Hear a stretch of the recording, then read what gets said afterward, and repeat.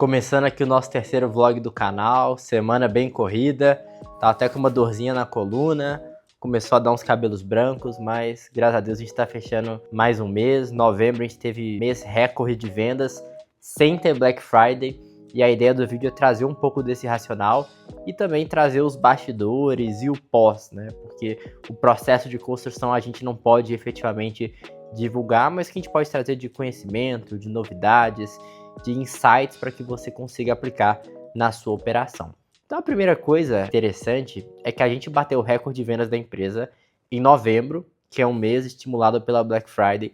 Todo mundo faz Black Friday, todo mundo joga o preço lá embaixo e a gente não faz Black Friday, que é uma coisa totalmente contra-intuitiva. Porque a nossa briga, ela nunca foi e nunca será por preço.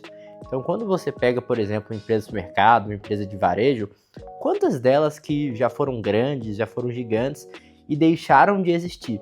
Essas empresas elas deixaram de existir porque elas entram numa briga de volume e preço.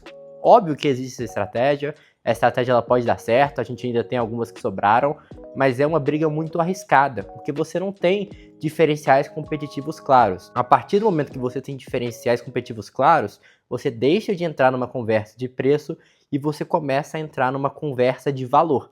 Então aqui na Universal, a nossa conversa sempre foi por valor. E aí valor não é só no produto, né, ter um produto bom, mas você ter uma prestação de serviço eficiente.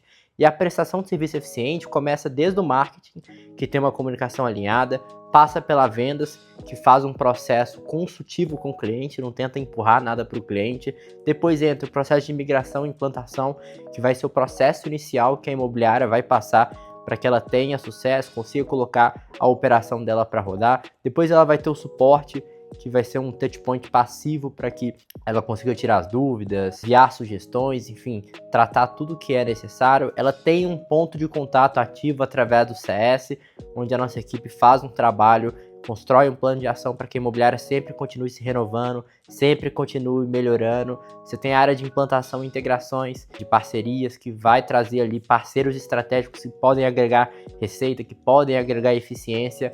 Tem a área de sites e por aí vai. Então, quando a gente pensa numa estrutura, o diferencial, ele não tem que estar só no produto, ele tem que estar em cada etapa, em cada equipe que você tem, como que você pode trazer o maior grau de excelência possível.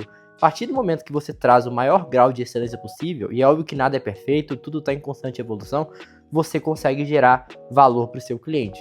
Então, eu acho que o grande aprendizado, que será que vale você entrar numa guerra de preço, depois você ter um churn alto, sendo que você eventualmente poderia entrar numa guerra de valor, você pode até captar menos clientes, mas esses clientes eles vão ter um LTV, vão ficar com você por muito mais tempo. Então fica aqui a reflexão, daqui a pouco eu ir no jiu-jitsu ali e vou mostrar também para vocês como é que é esse pós, e amanhã a gente tem uma confraternização dos gestores e também vai algumas pessoas do comercial também trazer um pouquinho desse bastidores para você. Preparado aqui para o jiu-jitsu, e uma coisa muito interessante, não só do jiu-jitsu, mas das artes marciais, e que eu comecei a dar mais valor para isso, é o quanto que você aprende a ficar tranquilo quando você tá sob pressão. Isso você leva para a vida empresarial. Quantos momentos que você vai estar ali sob pressão e você tem que manter sua tranquilidade, sua paciência para sair da melhor forma. Acho que tanto no kickboxing, que eu já faço há mais tempo, quanto no jiu-jitsu,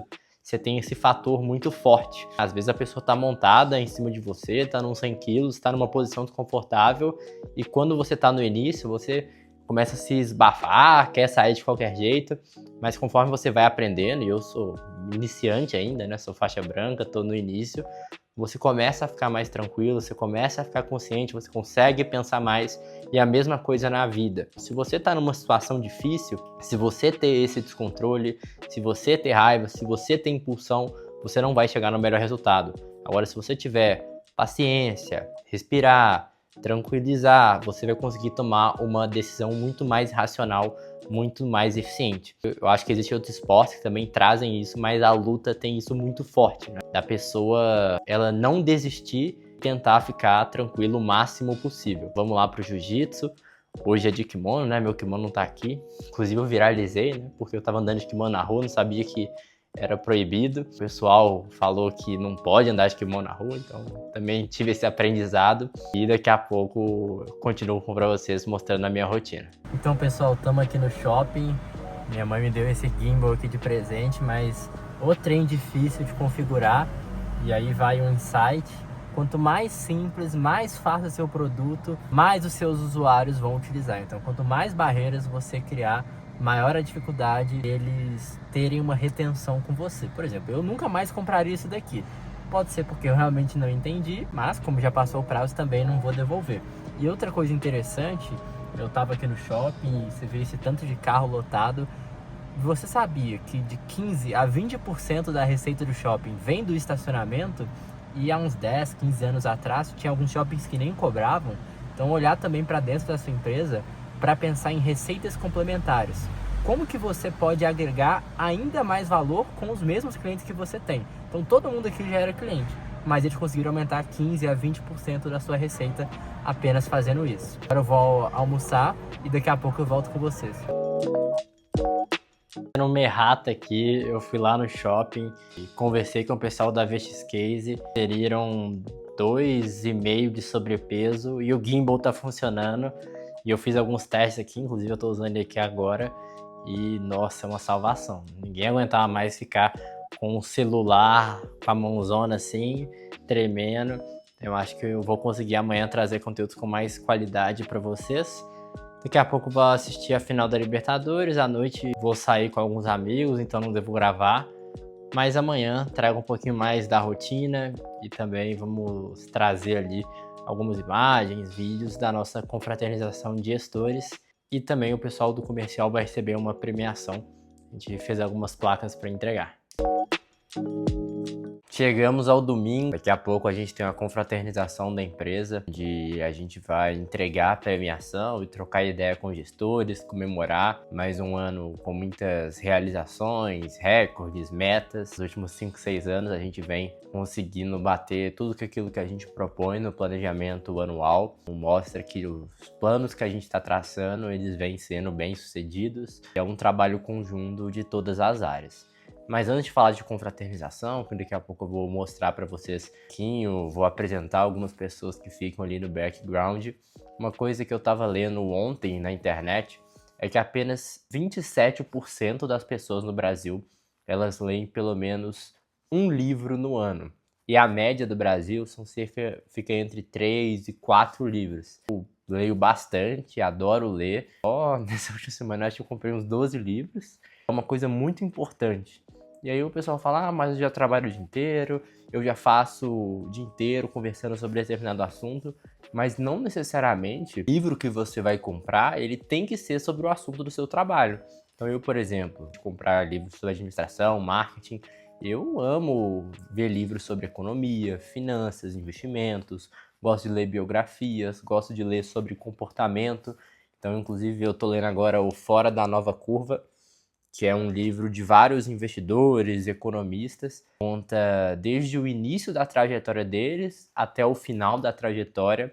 Então tem muito mais um viés para você conhecer esses personagens, talvez se motivar.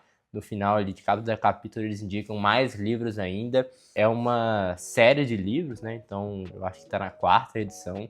Eu li o primeiro, Fora da Curva, agora é o Fora da Nova Curva, que traz muitas pessoas da nova geração. Embora tenha o Barsi, tem algumas pessoas mais velhas, mas traz pessoas que muitas vezes não são conhecidas de mundo, né? Então não é aquela pessoa que tem 1 milhão de seguidores, 500 mil seguidores, mas é uma pessoa mais reservada que tem 1.000, 5.000, 10.000 seguidores e que tem uma grande história de sucesso. Então eu acho que vale esse aprendizado. Se 3 a 4 livros é a média do brasileiro, se você ler 5, 6 livros ali no ano, você colocar, a cada 2 meses eu vou ler um livro, já está fazendo mais do que a média. Sempre pegar, né, esse percentual. Óbvio que a gente ser só melhor que a média não é suficiente. Então, pensar também, olha, eu posso começar dosando ali, vou ler um livro a cada 2 meses, depois eu vou criar um hábito e aí vou ler um livro por mês, daqui a pouco você está lendo um livro a cada 15 dias e por aí vai. Que o conhecimento, ele sempre é limitado. Então, você nunca vai saber tudo, você nunca vai chegar no nível de conhecimento máximo, então você tem que estar buscando uma constante evolução. Então, uma forma de você buscar evolução é através dos livros. Então, uma coisa que você pode ler ali no livro, pode ser que você não vá levar para sua vida empresarial, mas você pode levar para sua vida pessoal e ter um ganho com aquilo. Então, eu, por exemplo, leio muito sobre comportamento humano, coisas vão moldando ali a minha forma de lidar com determinadas situações. Vale esse insight e é um investimento muito baixo.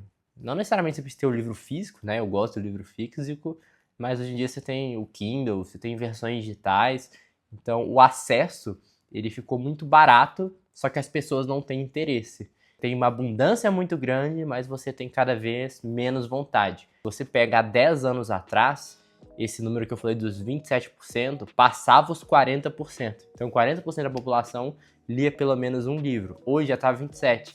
Daqui a 5, 10 anos pode estar 20, 15. A gente está tendo uma deteriorização do conhecimento. E aí tem alguns livros que falam sobre isso. E o problema nunca foi a informação. O problema sempre foi a forma como as pessoas vão lidar com a informação. Então, a partir do momento que você tem muita informação, o que você tem que fazer é saber mesclar aquilo que é importante, aquilo que vale, aquilo que tem que ser descartado. E boa parte das pessoas não sabe lidar com isso. Então elas preferem ficar vendo ali um TikTok, um Instagram da vida, do que buscar se aprimorar. Óbvio que você tem que ter seus momentos de lazer, vale você ver um meme, mandar para a pessoa que você gosta, mas também focar no seu aprendizado e sua melhoria contínua. E te vejo daqui a pouco na confraternização.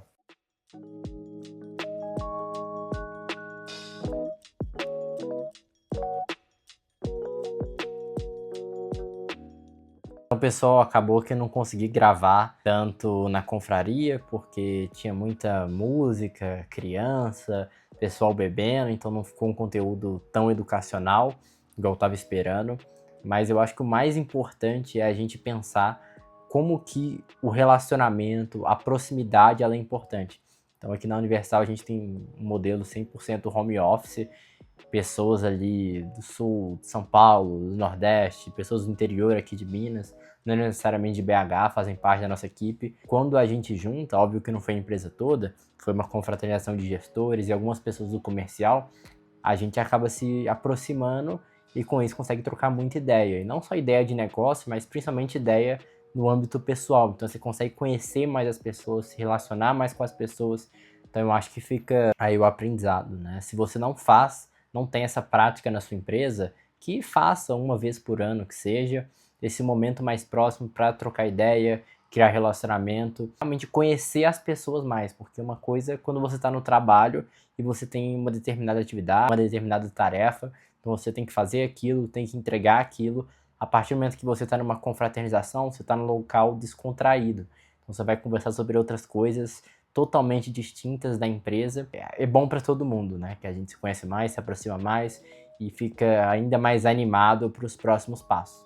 Então, espero que vocês tenham gostado desse vlog, onde eu trouxe um pouco sobre a estratégia por trás da Black Friday, alguns insights, e que vocês apliquem na empresa de vocês ou na operação de vocês.